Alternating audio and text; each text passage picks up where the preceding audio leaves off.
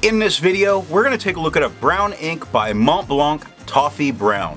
Now, as always, there's timestamps down below so you can skip around, but if you've got the time, I'd appreciate you checking out the entire video.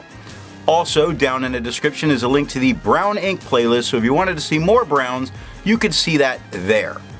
I'm an ink guy, and let's get into the first writing sample done on 90 GSM Clairfontaine. No bleeding, no ghosting. I think I wrote this up top with the medium, not the stub. We have no feather, spread, halo sheen. We do get great shading in the extra fine. Some minor bits of shading, more in that we have very dark areas, opposed to a lot of its midtones in the medium. It's much darker than the extra fine. The extra fine took 2 seconds to dry while the medium took 3. The scrubby for both don't show a lot of color variation, but it's better in the writing, and the smear test says you could recover if you smeared while you were writing. To have a range of experience with this ink, all of the writing samples are done with a Jinhao 159 with a 1.1 stub, a Jinhao X450 with a medium, and a Jinhao X750 with an extra fine. Then, a Pilot Metropolitan with a 1.0 stub was inked up, used for a day, and used to take the notes for this video. The next writing sample was done on 52 GSM Tomoe River.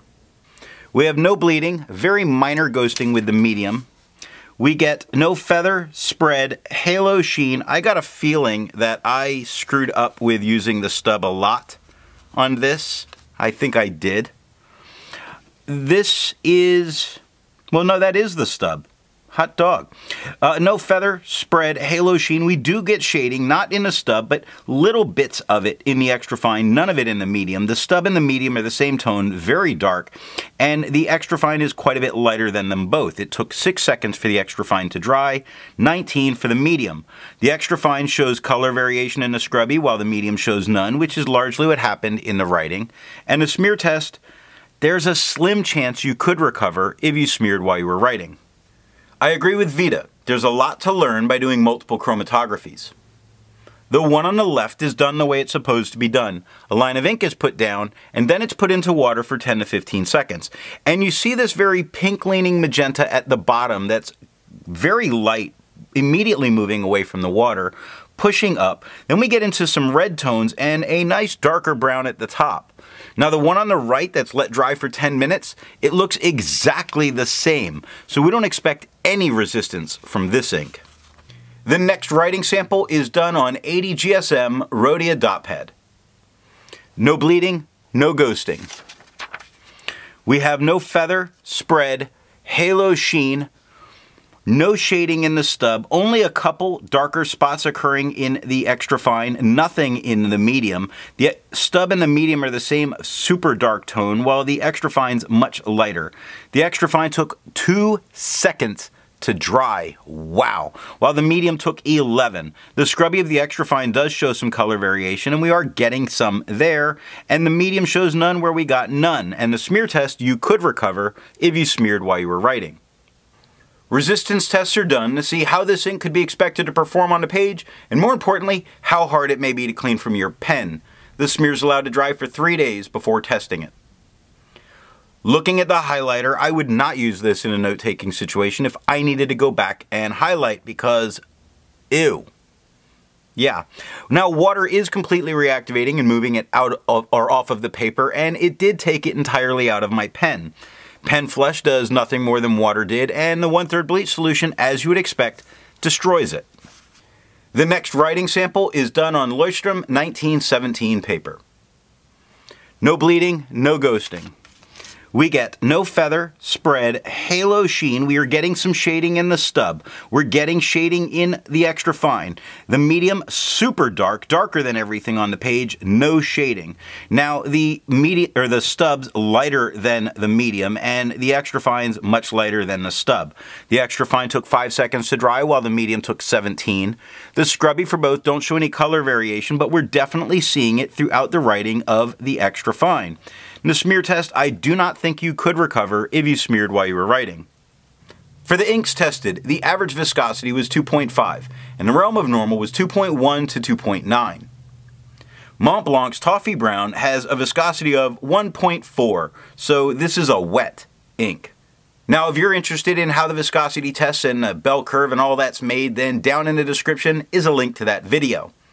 The next writing sample is done on moleskin paper. We do get a significant amount of bleeding, which we really do expect with this, and I say significant just meaning that there's a bunch. None of it touches the page underneath. The extra fine, I think you could use the back of the page, but you couldn't use the back of the page for the medium. Looking at the medium at the top, we have a tiny bit of feathering. They're really small, not a big deal. The extra fine gives no feathering.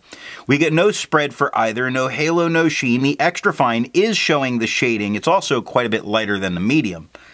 It took only 2 seconds for the extra fine to dry. The scrubby shows almost no color variation, but it does show itself quite a bit in the writing. Very impressive on this paper. And the smear test, you could definitely recover if you smeared while you were writing. For the inks tested, the average dry time was 17 seconds, and the realm of normal was 13 to 21 seconds. Montblanc's Toffee Brown had an average dry time of 7 seconds, making this a very fast drying ink. The last writing sample is done on 20-pound copy paper. Now, despite all of this heavy bleed in the medium, none of it touched the page underneath, and it came very deep, causing an excessive amount of show through with the extra fine. None of this touches the page underneath. All of it stops you from using the back of the page. We get feathering in the medium. We got no feathering in the extra fine, which was shocking. We have no spread, no halo, no sheen. A few spots of shading are showing themselves with the extra fine. The extra fine only took a second to dry. Its scrubby said there's no color variation, but there definitely is when you look at the writing. And the smear test, you can't smear it, so you can't worry about it. Instead of finding inks that look like Montblanc's Toffee Brown, I'd prefer to find an ink that complements its color on the page. I decided to go with a green ink by Levenger Forest. Now, if you'd prefer a different complement color, then down in the description are links to those playlists. So what do I think of Montblanc's Toffee Brown? This brown leans so far red, I thought I had the wrong sample. Then I thought the retailer made a mistake, so I ordered more. Nope, it's a super red leaning brown.